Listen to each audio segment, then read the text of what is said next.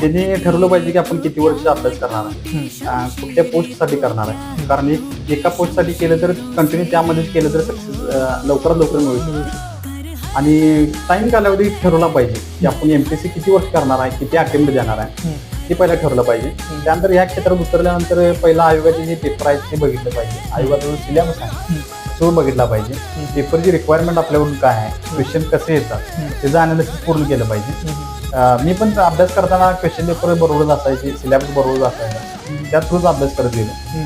आणि समजत गेले की पुढे क्वेश्चन कसा येईल, आता हा क्वेश्चन आलाय त्यातून आणि कुठला नवीन क्वेश्चन काय येऊ शकतो ते पूर्ण समजत गेलं. त्यामुळे मला वाटतं की आयोगाकडनं आपल्याला दोनच गोष्टी मिळतात की क्वेश्चन पेपर आणि सिलेबस एवढंच मिळतं. त्यामुळे त्या दोन गोष्टी आपल्या जवळ असणं, त्याचा पूर्ण अभ्यास करणं हे महत्वाचं आहे. मुलं चुकीचं असं करतात की बाजारातून कुठलंही पुस्तक घ्यायचं ते वाचायचं, ते झाले की आणि दुसरं पुस्तक घ्यायचं ते वाचायचं, हे थोडं चुकीचं आहे.